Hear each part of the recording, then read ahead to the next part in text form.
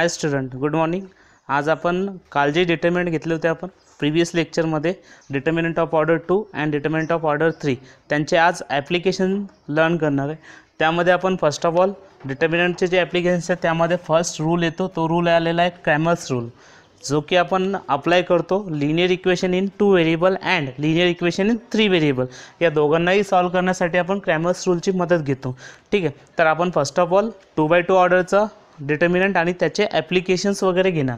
Okay, त्यामध्ये first of all जर समजा आधी आपण 10th हे लिनियर इक्वेशन सॉल्व करायचो, आपण काय करायचो की एक्स आणि वाय या व्हेरिएबलचे कोएफिशियंट सेम करायचो, त्यानंतर त्यांचे ॲडिशन आणि सबट्रॅक्शन करून आपण एक्स आणि वायच्या किमती कॅल्क्युलेट करत असो. पण आता सध्या काय करणार आहे आपण ती 10th मेथड नाही वापरणार आहे, आपण मेथड वापरणार आहे ती क्रॅमर्स रूल, कारण ही त्याहीपेक्षा सिंपल आलेलं आहे. जर लिनियर इक्वेशन इन 2 व्हेरिएबल असेल तर ते सॉल्व करायला इझी असतात, पण linear equation in 3 variable 4 variable जर असतील तर आपल्याला क्रॅमर्स रूल त्या मेथडपेक्षाही जास्त हेल्प करतो किंवा कमी टायमामध्ये आपण त्याचे कॅल्क्युलेशन्स वगैरे करू शकतो. ओके, तर आधी आपण मेथड समजून घेऊ, नंतर आपण एक्झाम्पलच्याकडे जाऊ. Okay, let us suppose that a1x plus b1y is equals to c1 is the linear equation. Second linear equation is a2x plus b2y is equals to c2 are the two linear equation in 2 variables. यामध्ये a1 b1 c1 and a2 b2 c2 are the constants. Okay, हे सगळेच्या सगळे constants असतील आणि x आणि y हे दोन झाले variables. तर आपण काय करणार आहे मेथडमध्ये, तर फर्स्ट ऑफ ऑल तुम्हाला d हा डिटर्मिनंट लिहून घ्यायचा आहे. म्हणजे कधी पण आपण एक्स आणि वायच्या किमती जर काढायच्या असतील तर आधी फर्स्ट ऑफ ऑल आपण हा डिटर्मिनंट लिहिणार. डी इज इक्वल्स टू कसा लिहायचा, तर एक्सचे कोएफिशियंट ते तुम्ही फर्स्ट कॉलममध्ये मांडणी करा, त्यानंतर जे वायचे कोएफिशियंट असतात ते आपण सेकंड कॉलममध्ये लिहिणार, ते असे b1 आणि b2. सिमिलरली जर समजा आता आपल्याला एक्स व्हेरिएबल फाइंड आउट करायचा असेल तर त्यासाठी आपण dx नावाचा डिटर्मिनंट लिहिणार. That determinant is nothing but the dx, तो अशा पद्धतीने. ओके, त्यानंतर dx लिहायचा कसा, जर dx डिटर्मिनंट लिहित असाल तर हे जे a1 आणि a2 म्हणजे कोएफिशियंट ऑफ x असतील ते आपल्याला रिप्लेस करायचे या समोरच्या कॉन्स्टंटनी. समोरचे कॉन्स्टंट्स कोण, c1 अँड c2. तर first of all me replace करतो a1 आणि a2ची जागा c1 आणि c2ला. त्यानंतर हे जे आलेले होते b1 and b2 remains as it is. Okay, after that we find new determinant that is nothing but the dy आपण असं सॉल्व करणार. ओके, dy साठी सुद्धा सेम पद्धतीने d मध्येच आपण चेंजेस करणार. आता काय करायचं, dy डिटर्मिनंट लिहित असताना आपण काय करू की जे वायचे कोएफिशियंट असतात, वायचे कोएफिशियंट कोण दिसतं, b1 आणि b2 यांचा कॉलम रिप्लेस करणार. म्हणजे first column remains as it is आणि सेकंड कॉलम जो होता तो आपण रिप्लेस करू by c1 and c2. Okay, this is by c1 and c2. Now आता हे तिन्हीच्या तिन्ही डिटर्मिनंट. ओके, आणि कंपल्सरी असतं की this d always is not equals to 0. हा नॉन झिरोच असायला पाहिजे किंवा याची जी किंमत येणार आहे किंवा संख्या येणार ती नेहमी करता नॉन झिरो.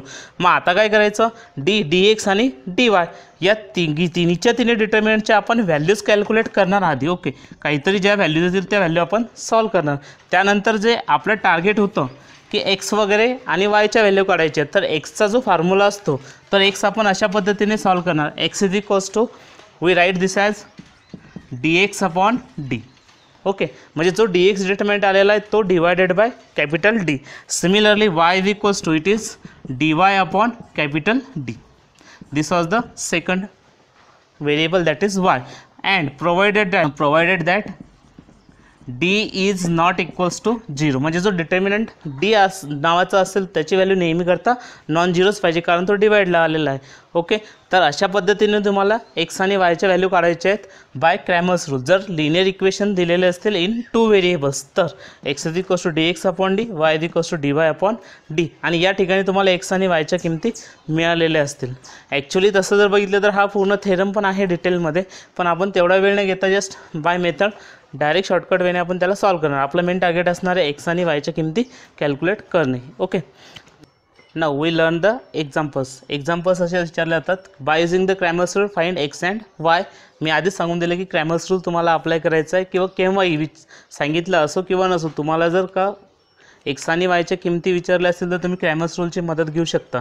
ओके, जर कोणतेही दोन लिनियर इक्वेशन्स दिले असतील तर त्यांना आपण स्ट्रेट फॉरवर्ड लिहून घेणार आहे. It is let 7x minus 2y is equals to 4. This is the first linear equation. Okay, second linear equation it is x plus y is equals to 3. Okay, according to rule, all of we know that first of all we write capital D. Okay, capital D हा determinant आपण लिहिणार. Okay, capital D कसा लिहायचं सांगितलं होतं की first कॉलममध्ये एक्सचे coefficient लिहा. या ठिकाणी एक्सचे कोएफिशियंट इट इज 7 आणि दुसरा कोएफिशियंट जर घेतला तर तो येतो 1. आफ्टर दिस वायचे कोएफिशियंट लिहितो आपण, इट इज -2 आणि 1. Okay, this was the D determinant. आता कॅल्क्युलेशन्स माहीत आहेत, 7 × 1. ओके, बाय रेग्युलर मेथड आपण प्रिव्हियस लेक्चरमध्ये हे झालेलंच आहे की 7 × 1 इट इज 7, मध्ये मायनस असतो दोघांच्या, आणि 1 × -2 is nothing but the -2. Therefore its answer is minus into minus plus, it is 7 + 2 that is equals to 9. याला मी इक्वेशन नंबर 1 हे देतो. Okay, now we have to find determinant dx. dx determinant कसा find out करायचं सांगितलं होतं की जोही एक्सचे कोएफिशियंट असतात तो कॉलम आपण रिमूव्ह करणार. मग हा कॉलम आपल्याला सोडून द्यायचा आणि त्याच्याऐवजी समोरचे कॉन्स्टंट तुम्हाला लिहायचे आहेत. म्हणजे मी या कॉलममध्ये काय करतो, समोरचे कॉन्स्टंट लिहितो 4 आणि 3. ओके, त्यानंतर वायचे जे कोएफिशियंट होते ते रिमेन्स ॲज इट इज, त्यांना जसंच्या तसंच ठेवायचं. आणि परत एकदा कॅल्क्युलेशन्स केले तर 4 × 1 it is just 4, 3 × -2 it is just -6, minus into minus plus, म्हणजे this gives us 4 + 6, answer equals to 10. Okay, now आता राहिला प्रश्न तिसरा डिटर्मिनंट आणि शेवटचा, दॅट डिटर्मिनंट इज dy.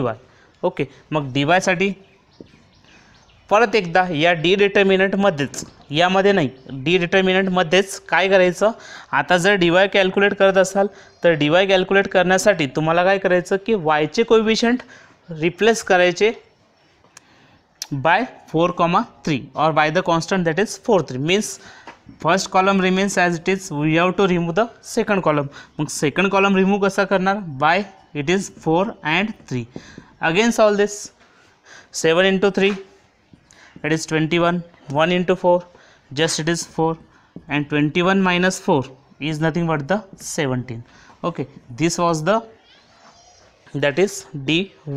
आता या ठिकाणी डी तर नॉन झिरो आलेला आहे, म्हणजेच आपण क्रॅमर्स रूल अप्लाय करू शकतो. आणि लक्षात ठेवा नेहमी करता, जर डीची किंमत 0 आली तर त्या ठिकाणी त्या लिनियर इक्वेशन्सला युनिक सोल्युशन नसतील, असा टॉपिक असतो की त्या ठिकाणी या इक्वेशनला लिनियर इक्वेशनला युनिक सोल्युशन नसतात.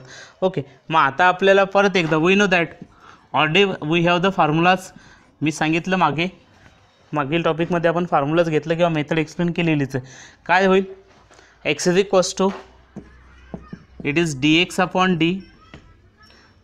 Okay, again divided by d. तर व्हॅल्यू टाका, व्हॅल्यू जर रिप्लेस केल्या आपण तर dx तुम्हाला किती मिळतोय, dx मिळालेला आहे आपल्याला 10. ओके, आणि d किती मिळाला होता, it is just 9. Similarly y चे व्हॅल्यूज घ्या, it is y is equals to it is dy upon d. dy किती मिळालेला आहे, it is 17 and d is nothing but the 9. It is 17 divided by 9. This is nothing but the d. Okay, means value of x is 10/9 and value of y is 17/9. This was the first example on Cramer's rule. It is 4x minus 3y that is equals to 2 and 3x plus 4y that is equals to -6. Okay, and same form मध्ये परत again we solve this two linear equation by using the Cramer's rule. Okay, now again Cramer's rules काय सांगतो, first of all we have to calculate capital D. D मध्ये काय काय येतं, coefficient of x and coefficient of y along the first column and second column. मग coefficient of x किती, it is 4, 3. Similarly coefficient of y किती, coefficient of y is -3 and 4. Now we solve this. 4 × 4 16. It is minus of 3 × -3, it is just -9, minus into minus plus 16 plus 9, this gives us 25. This is the equation first. Okay, आता परत एकदा calculate करणार dx. DX साठी सांगितलं होतं की कोणाची column आपण कमी करणार, कोणता कॉलम सोडून द्यायचा. We have to remove first column is 4 3 आणि हा 4 3 जो आलेला हा रिप्लेस करायचा आपल्याला पुढच्या कॉन्स्टंटनी. पुढचे कॉन्स्टंट कोण आहेत 2 आणि -6. तर दिस इज 2, इट इज -6.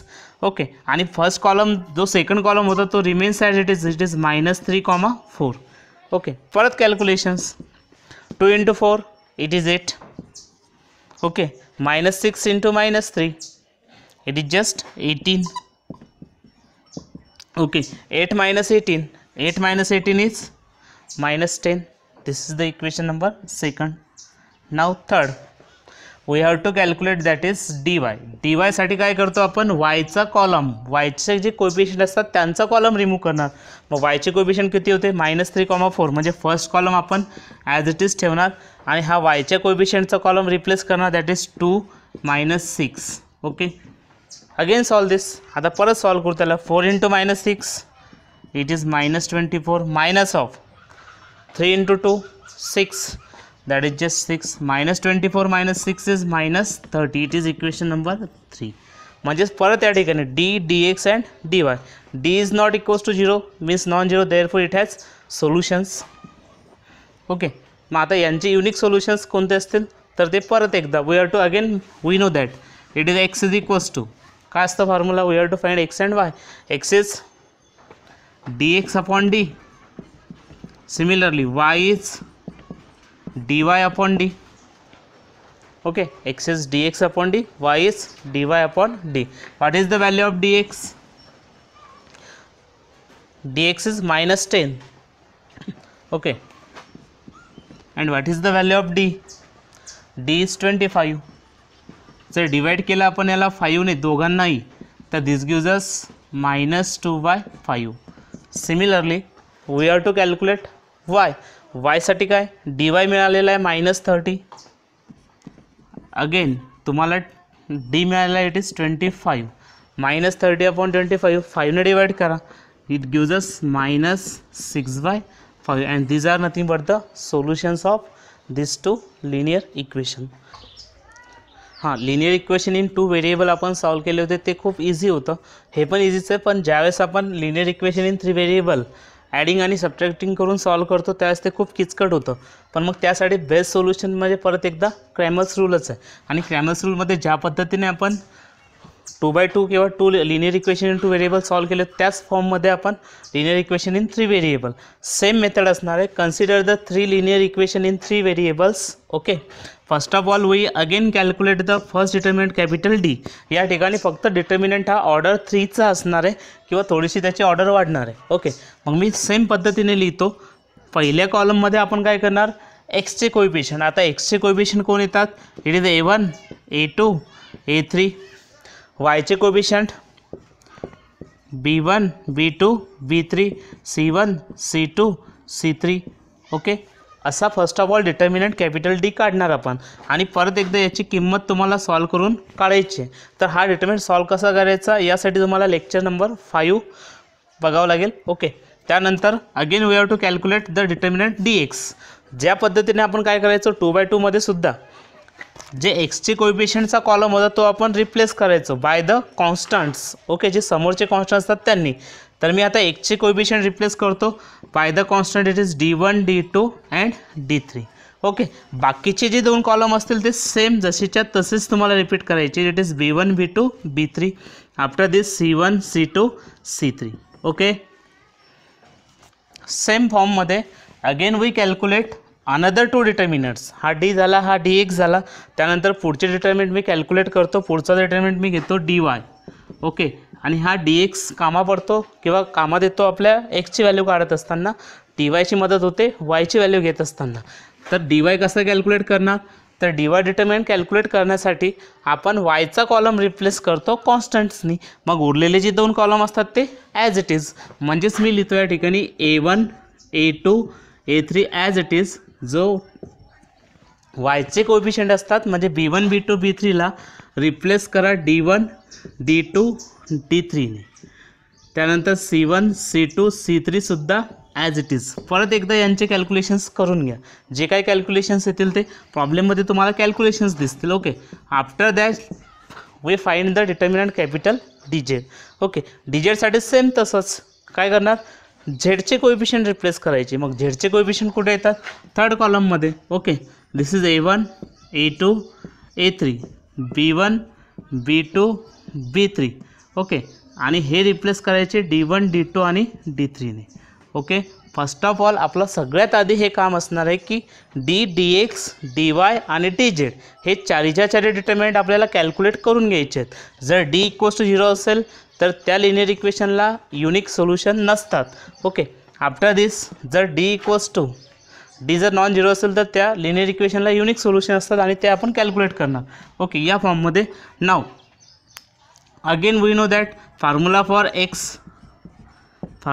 एक्स कसा होता, सेम फॉर्ममध्ये आपण सॉल्व करणार. पहा, फॉर्म्युला फॉर एक्स जर घेतला आपण तर एक्स इज इक्वल्स टू सांगितलं होतं previously, it is D X upon D. Okay, this is the value of variable small X. Similarly value of variable small वायची व्हॅल्यू किती आहे ना, it is D Y divided by capital D. Always Z is equals to D Z divided by capital D. Okay, this is the Cramer's rule for linear equation in 3 variables. या पद्धतीने आपण solve करणार आहे. Solve the following. Again question number first, solve the following equations. First of all x plus y plus z is equals to 6, x minus y plus z is equals to 2, x plus 2y minus z is equals to 2. हे सगळेच्या सगळे linear equations आहेत फक्त 3 व्हेरिएबलमध्ये. तर आपण मांडणी करताना त्यांना व्यवस्थित मांडणी करून घेऊ आणि नंतर त्याला सॉल्व करू. ओके, एकाखाली एक लिहून घ्या, नंतर तुम्हाला ते दिसायला व्यवस्थित दिसतील. It is x plus y plus z is equals to 6, it is x minus y plus z is equals to 2, it is x plus 2y minus z is equals to 2. Okay, this is nothing but the linear equations. Okay, in 3 variable. आता परत एकदा we have to find the values of x y z. Method already explain केलेली आहे. सगळ्यात आधी काय करतो आपण, कॅपिटल डी हा डिटर्मिनंट कॅल्क्युलेट करतो. मग कॅपिटल डी साठी first column contains the coefficient of x. Coefficient of x किती आहेत, 1 1 1. Okay, coefficient of Y second कॉलममध्ये येतात, इट इज 1 -1 आणि 2. सेकंड नंतर झेड झेड आणि मायनस झेड, तर it is 1 1 and it is -1. आता कॅल्क्युलेशनचा भाग आलेला आहे. कॅल्क्युलेशन्स आपण डायरेक्टली सुद्धा करू शकतो. ओके, प्रिव्हियस व्हिडिओमध्ये आपण हे घेतलेलं आहे ऑलरेडी. इट इज 1 इंटू, मी कॅल्क्युलेशन्स करून आन्सर्स लिहिणार. इट इज 1 इंटू काय सांगितलं होतं, फर्स्ट रो सोडा, फर्स्ट कॉलम सोडा. -1 इंटू -1 इट इज जस्ट 1, मध्ये मायनस असतो. 2 into 1 it is 2, therefore it is 2. Again मधलं sign minus plus minus plus असे चालवायचे. Second it is again 1 means it is 1 into हा एलिमेंट फर्स्ट रोमध्ये आणि second कॉलममध्ये लाईज होतो, सोडून द्या. फर्स्ट रो आणि सेकंड कॉलम जर सोडला म्हणजे हा, तर यांचा गुणाकार 1 इंटू -1 इज -1 आणि नंतर येतो 1 इंटू 1 इट इज 1. हा सोडला मी, हा सोडला, हा सोडला. 1 into -1 it is -1 and 1 into 1 it is just 1. Now second last is plus, plus जे असेल ते इट इज जस्ट 1 +1. तर समोर काय होईल, डी डिटर्मिनंट कॅल्क्युलेट करतोयच आहे आपण. तर डी डिटर्मिनंट कॅल्क्युलेट करताना सांगू शकता आता इट इज फर्स्ट रो सोडा, थर्ड कॉलम सोडा. 1 इंटू 2 इट इज 2. ओके, मध्ये मायनस असतो. Okay, and 1 into -1 is -1. ठीक आहे, जस्ट इट इज -1. आता कॅल्क्युलेशन्स घेतले तर 1 into 1 - 2 is -1. Okay, minus of again 1 into -1 it is -2 plus 1 into minus into minus plus 2 plus 1 it is just 3. Calculate this. 1 into -1 is -1 minus of 1 into -2. 1 into -2 is -2. -2 into minus it is just +2. Again 3 into 2. 3 into 1 is just 3. 3 2 is 5. 5 minus 1 is just 4. Okay, this is the value of determinant capital D, जो की आपण capital D असा calculate केलेला आहे.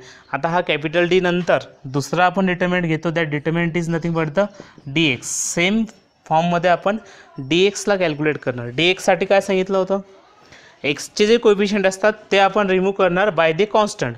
मग एक्सचे coefficient किती 1 1 1, we remove this by 6 2 and 2. These are the constant. Second and third column remains as it is. It is 1 minus 1 2. After this 1 1 minus 1. This is second and third column. This remains as it is. Again we calculate this. How to calculate? All of we have already known how to calculate this determinant. 611. Okay, 6 into. Again minus 1 into minus 1, it is just 1. 2 into 1, it is just 2. Again minus of, it is 1 into. परत मी हा row आणि हा column सोडतोय, sorry हा row आणि हा column सोडतो. 2 into minus 1, it is minus 2 and 2 into 1, it is just 2. मध्ये minus असतो म्हणून minus. Again it is plus, plus again 1 into. हा रो आणि हा कॉलम सोडा. 2 into 2, it is 4.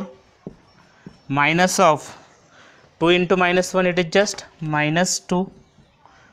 Okay, again it is minus 2. समोर मी कॅल्क्युलेशन्स घेतो आता. 6 into 1 minus 2 is minus 1. Minus of 1 into minus 2, it is minus 4. After this plus 1 into 4 minus minus plus 4 plus 2 is just 6. It is the 6. Now 6 into minus 1 is minus 6.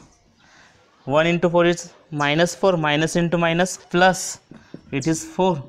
After that plus 6. Okay, 6 and 4 10, 10 minus 6, it is again equals to 4. Means again value of second determinant dx is also 4.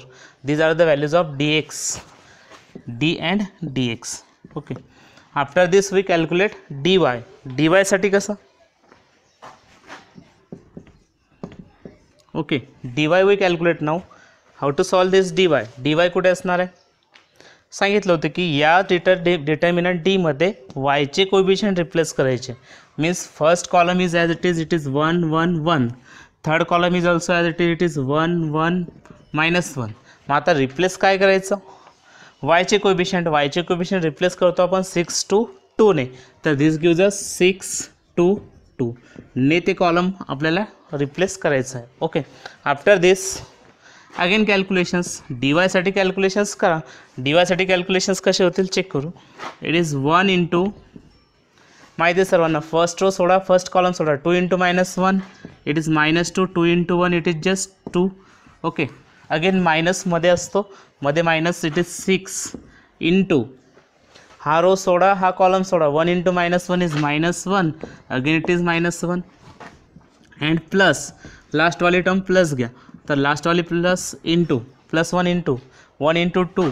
This get cancel. 1 into 2, it is 2. Again it is minus 2. Means कॅल्क्युलेशन्समध्ये 1 into minus 2, it is minus 4. Minus of 6, minus 1, it is just minus 2. Again 2 minus 2 0, 0 into 1 is 0. This is equals to, it is minus 4, minus into minus plus 6 into 2, it is just 12. 12 minus 4 is nothing but the 8. This is the determinant dy. And at last we calculate now dz, whatever be the dz. Okay, परत एकदा determinant D मध्ये काय करायचं? Determinant D मध्ये again we have to calculate. Now we calculate determinant D Z. D जेडसाठी आपण काय करणार? झेडचे कोएफिशियंट रिप्लेस करणार. म्हणजे हा जो कॉलम होता थर्ड, हा कॉलम रिप्लेस करायचा आपल्याला कॉन्स्टंटनी.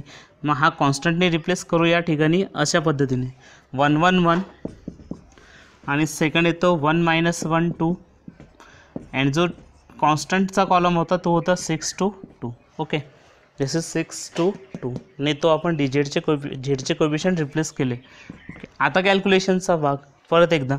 It is first row and first column. It is, हे सोडून द्या, -1 into 2, it is -2. 2 into 2, it is just 4. Minus of 1 into, हा सोडून द्या आणि हा सोडून द्या. हा आणि हा सर सोडले आपण, तर 1 into 2, इट इज 2, -2 होतो, प्लस इट इज 6 into, हे सोडून द्या, 1 into 2, it is 2, minus of 1 into -1, it is again -1. ठीक आहे, कॅल्क्युलेशनचा भाग. Okay, minus 2 minus 4, it is minus 6, and 1 into minus 6 is minus 6. Again 2 minus 2 0, 0 into 1 it is 0. Again minus into minus plus, 2 plus 1 3, 3 into 6 is 18. It is plus 18. Therefore 18 minus 6 is 12. Okay, this is the determinant dz. आता आपल्याकडे चारीच्या चारी determinant available झालेले आहेत.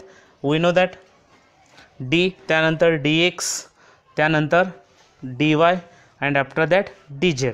आता आपण calculate करणार आहे सरळ सरळ एक्स वाय आणि झेडच्या किमती. तर या तिघांचेही फॉर्म्युला ऑलरेडी आपल्याकडे आहेत एक्स वाय झेड.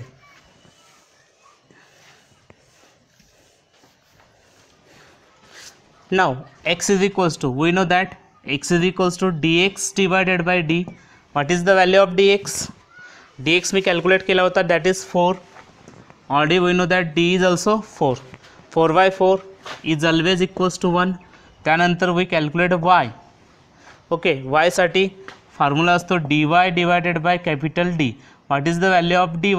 dy आपण calculate केलेला आहे त्या ठिकाणी इक्वेशन 2 समजा, it is 8. means it is 8 divided by d is again 4, 4 दूनी 8, it is 2. and at last z is equals to, what is the value of dz? means it is dz divided by d. It is the third formula, dz divided by d. What is the value of this?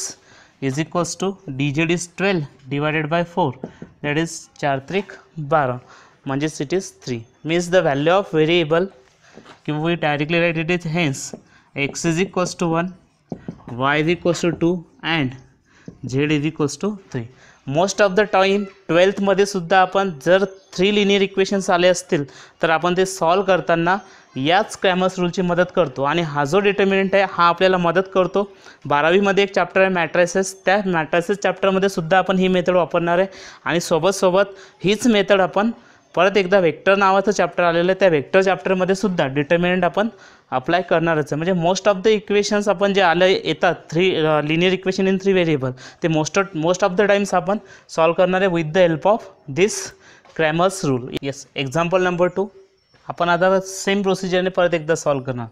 Method काय सांगते किंवा procedure काय सांगते? First of all we have to write the determinant capital D, dx, dy and dz. हे सगळेच्या सगळे determinant calculate करून घ्यायचे. First of all मी लिहितो डिटर्मिनंट कॅपिटल डी. किती होईल सांगितलं होतं की फर्स्ट कॉलममध्ये एक्सचे कोएफिशियंटला, सेकंड कॉलममध्ये वायचे आणि थर्ड कॉलममध्ये झेडचे.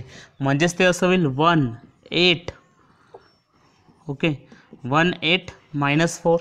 आफ्टर दिस 1 3 minus 1, 1 8 minus 4, 1 3 minus 1. त्यानंतर it is -1 -6 and it is 3. This is the determinant capital T. राहिला प्रश्न कॅल्क्युलेशन्स, तर आपण कॅल्क्युलेशन सॉल्व करतो रेग्युलर पद्धतीने. आपली रेग्युलर मेथड इज 1 इंटू माहिती आहे we expand this determinant along the first row. पहिला रो सोडून द्या, पहिला कॉलम सोडून द्या. 3 into 3 it is just 9, -1 into -6 is just +6 असं होईल. ते मध्ये मायनस साईन असतो. Minus of second element it is 1 as it is into first row सोडा, सेकंड कॉलम सोडा. 8 into 3 that is 24, 6 into 4 it is also 24. okay, second again plus असतो, plus into minus, इथे -1 आहे, plus into -1 is nothing but the -1. Okay, into first row third column 8 into -1 -8.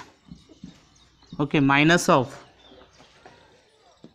-4 into 3 is -12. म्हणजे इथे मी काय लिहिलं असतं -12, बट मायनस इंटू मायनस होतात प्लस, म्हणजे हे झाले असते +12.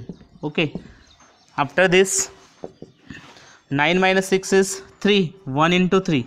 मी थोडं कॅल्क्युलेशन डायरेक्ट घेतो. 9 - 6 is 3, 3 into 1 it is 3. Minus of again 24 - 24 is 0, 0 into 1 is again 0. Minus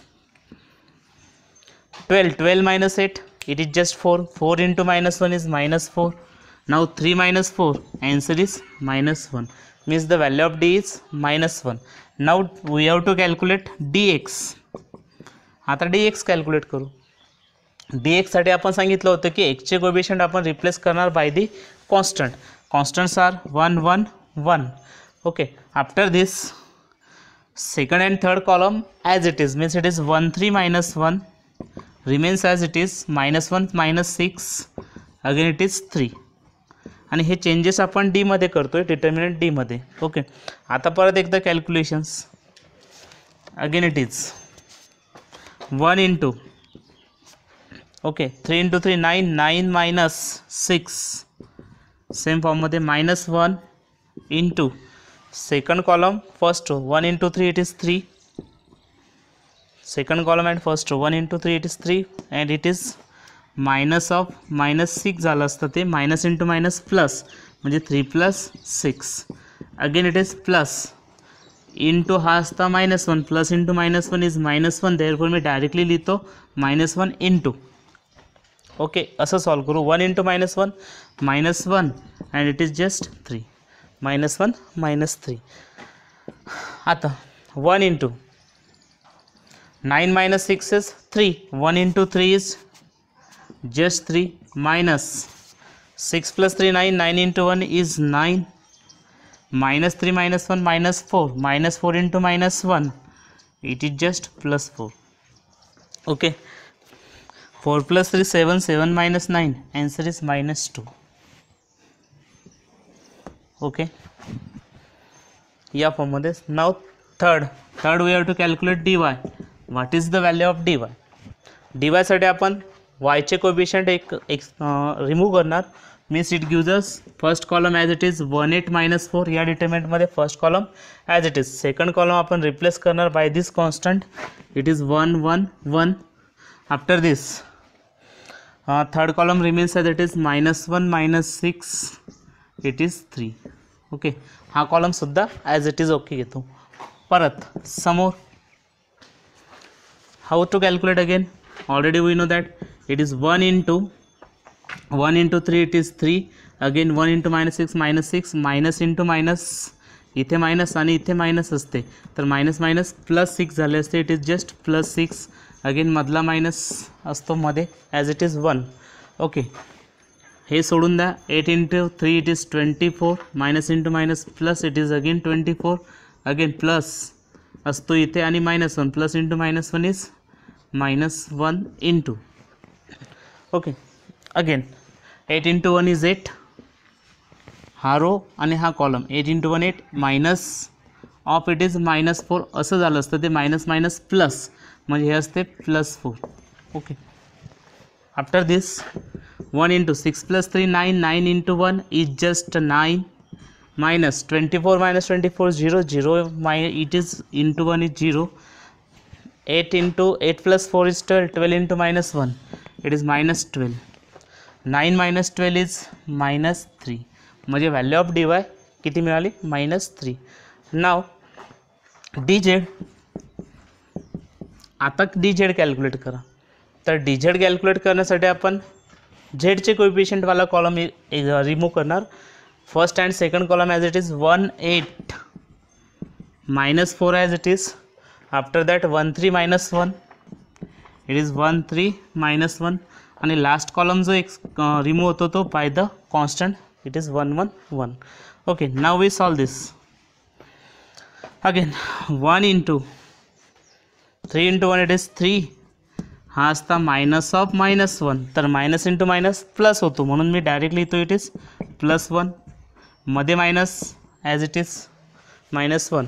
परत first row second column 8 into 1 it is 8, minus 4 into 1 is minus 4, minus into minus plus म्हणजे मी या ठिकाणी घेतो 8 प्लस 4. ओके, आणि लास्टला plus 1 असतो into first row third column 8 into minus 1 is minus 8. Okay, minus 4 into 3 is minus 12, पण मध्ये मायनस असतो आणि हा मायनस 12 झाला असता, minus into minus plus 12, therefore मी राईट करतो या ठिकाणी इट इज प्लस 12. ओके, आता कॅल्क्युलेशन्स करून मी डायरेक्टली लिहितो. 3 plus 1 is 4, 4 into 1 is just 4, minus of 8 आणि 4 12, 12 आणि 1 12 into 1 it is minus 12, plus 12 minus 8 it is 4, 4 into 1 is just 4. Okay, 4 आणि 4 8, 8 minus 12 it is again minus 4, 4 plus 4 8, 8 minus 12 is just -4. Okay, this was the value of Z. आता अगेन आपल्याला X Y Z माहीत पाहिजे. X Y झेडचे फॉर्म्युले already माहीत आहेत. What is the value of X? X is calculated as dx upon D. Okay, एक्सला आपण असं कॅल्क्युलेट करतो dx डिवायडेड बाय डी. तर dx किती मिळाला? dx इज -2 आणि डी मिळाला -1. ओके, तर minus minus get cancel and it gives us 2. Similarly y is equals to dy divided by d. Value of dy is -3. Again -3 divided by -1. Again negative sign get cancelled. This gives us 3. At last z. तर z माहित आहे सर्वांना. It is dz divided by d. What is the value of z? Is -4. dz is -4 and it is -1. Again answer is 4. Hence the values of x, y, z. Okay. At last. Hence we get x, y, z. X is equals to 2. Okay. Y is equals to 3 and Z is equals to 4, and this is nothing but the required values of x, y, z.